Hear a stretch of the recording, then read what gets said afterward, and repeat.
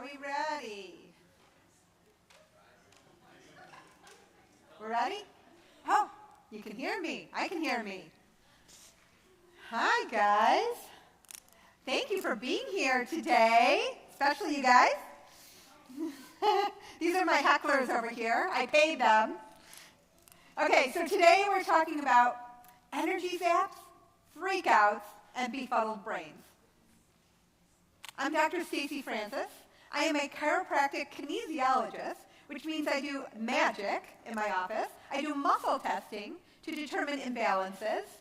I'm a functional medicine practitioner, which means if you have stomach aches, headaches, any kind of pain in your body, I'm going to dig deep and hunt and ask you all the questions to figure it out with you, whether it's with me or with someone else. I'm a public speaker, so if you like what you hear and you have a group, please invite me. And I just wrote that book out there that got published in May. And we're going to talk about some of the stuff in it. And you can find me at specificwellness.com if you have any questions. Okay, so let's start with energy zaps. Why am I so tired that my head's like hitting the desk at 3 p.m.? Raise your hand if you skip meals, but then feel like eating your face off. So, yes, thank you. So, sometimes that happens where we feel like we're not hungry, but then all of a sudden we are famished. When your blood sugar drops too low, it puts a lot of stress on your brain, and 20% of your brain uses 20% of all the energy, especially in the form of glucose, and it's also the first organ to suffer when brain sugar drops. Skipping meals triggers dangerous stress to the primitive brain, that's back here, and the primitive brain will hijack your frontal brain. So let's talk about that. So when we were evolved, our primal brain started first. That was for survival. That was for if we needed to get out of the cave to hunt, that primal brain said, get up and go get some food. But it also always is looking for danger. If danger comes at us, that primal brain is there to keep us alive. So quick carbs will stimulate a part in the brain that makes us really happy. And so it makes us, in turn, want more of what makes us happy. So that's carbs and a whole bunch of other things that we're going to talk about. So we're not actually addicted to carbs. We're actually addicted to this feeling we get when we eat flour or sugar specifically. Not just all carbs, because some carbs are slower to absorb than others. So we're going to do an exercise where we're going to actually balance our blood sugar. And when we balance our blood sugar, we're not hungry anymore, we're not starving throughout the day, we don't have these energy highs and lows, it doesn't drop, and then we're so fatigued we can't even study. It will actually decrease inflammation in our body, so we won't have so much aches and pains. So we're going to eliminate blood sugar imbalance, we're going to increase fiber and nutrients, and we're going to lower inflammation, because inflammation leads to dis-ease. And dis-ease is disease that leads to conditions that you don't want, like irritable bowel syndrome and all kinds of conditions and diseases that you start developing when you start having a poor diet. So, let's go back and talk about this. Well, this is backwards. So we're going to do 1 plus 2 every 3 to 4 in 12. And that means we're going to have a serving of protein, 2 servings of vegetables every 3 to 4 hours in a 12-hour time period. We're not just going to, I don't want you to eat when you're not hungry. I want you to start once you're hungry. So I want you to use your worksheet and do this with me. So let's look at the foods first. So on your page, you'll see this food list. And it's kind of hard to see there. You can see it better here. Do you see the stars? The stars are the foods that have more iron and more B vitamins. And those are really important. We're going to talk about why in a minute. But you want to always include at least one of those stars a day, preferably red and green, And we want to start with protein and 2 veggies. So see that first column? Those are all your proteins. See, a lot of those nutrients are in your protein, so it's so important to get them. The second column is veggies, and it's the veggies that grow typically above the ground or are in your salads. We're going to pick 2 of those, and we're going to eat at least that every 3 to 4 hours, and that's because we only want our blood sugar to go up when we eat, but not up throughout the day, because that makes you tired. When you have a lot of insulin spikes or glucose spikes throughout the day, that's when you store excess calories and store fat.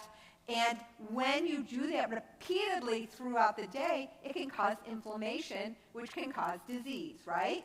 So we want to maintain a good blood sugar by only spiking when we eat a meal, and we want that meal to have all the nutrients we need. So we're going to start with protein and 2 veggies.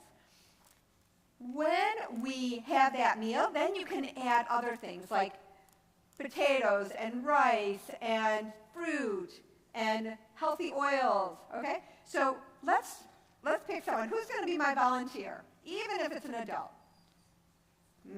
Yeah. Oh, thank you. Come on, just to the front. Yeah, you can say that. Okay. You want to come up? Okay, fabulous.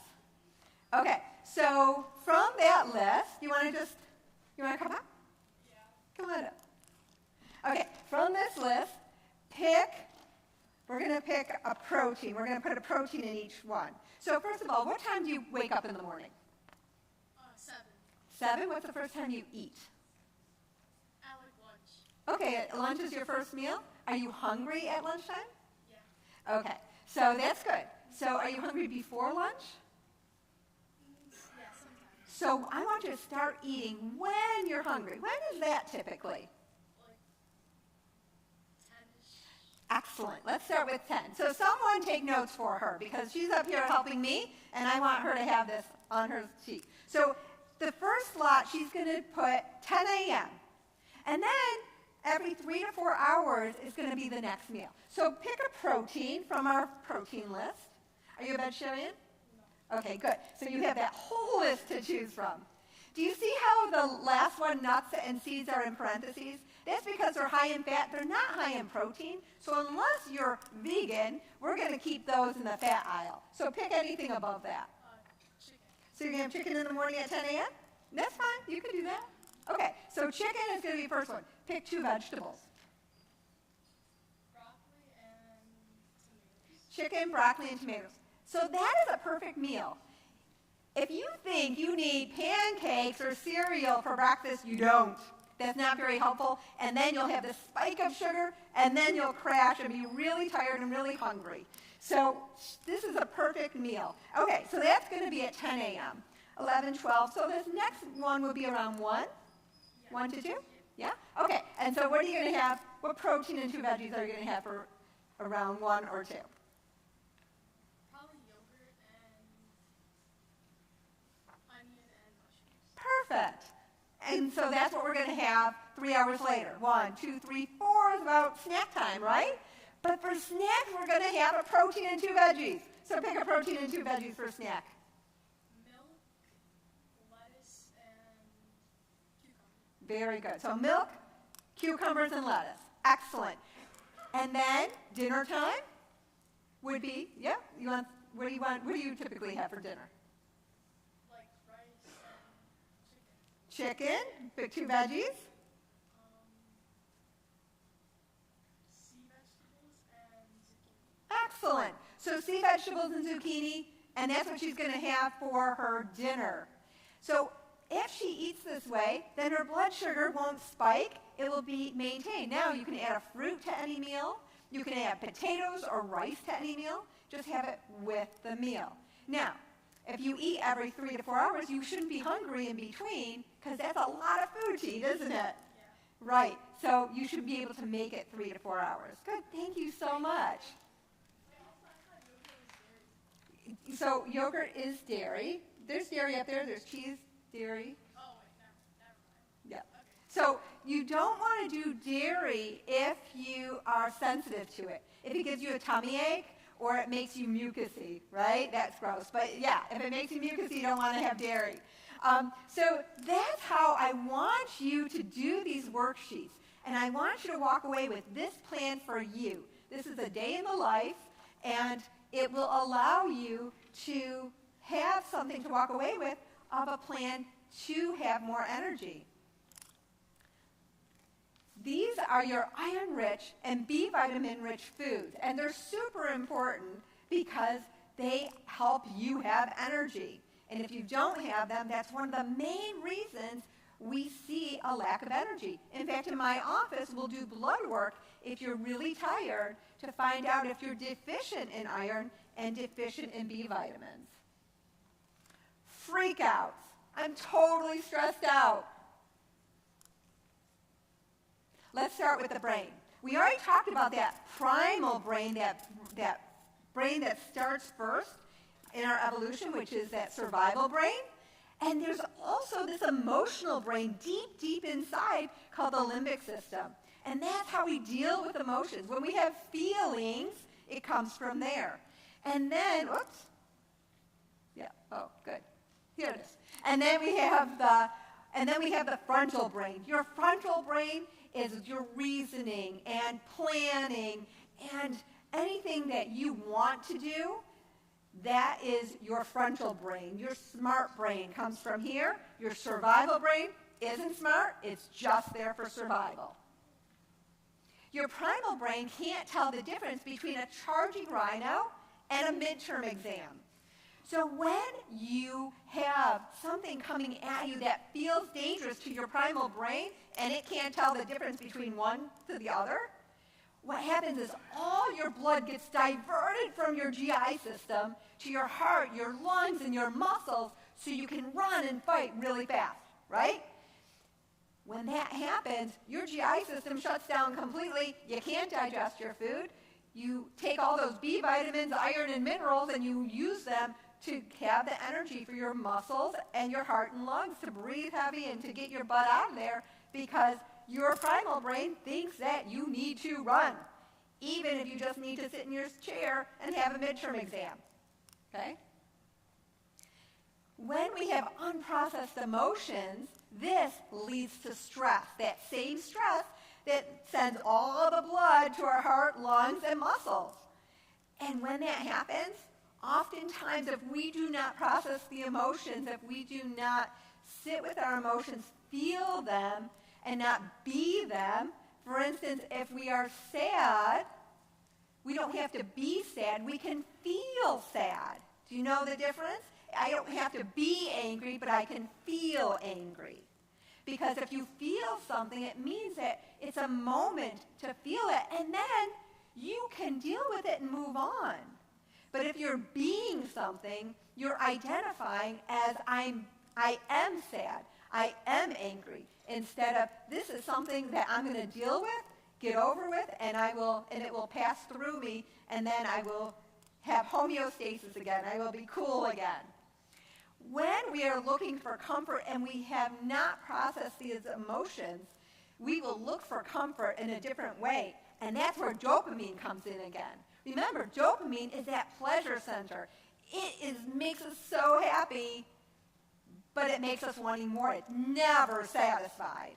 So when we look for a dopamine hit, we will probably look for something that's probably something we need to manage, like overeating or eating too much flour, eating too much sugar, caffeine, video games, scrolling. Adults scroll. This is one of their main things.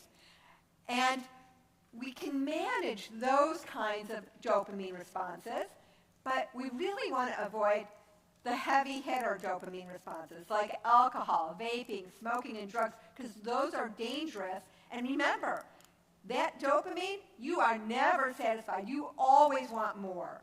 But you can stimulate dopamine with walking and meditation and your favorite music. So let's do it that way. And process your emotion.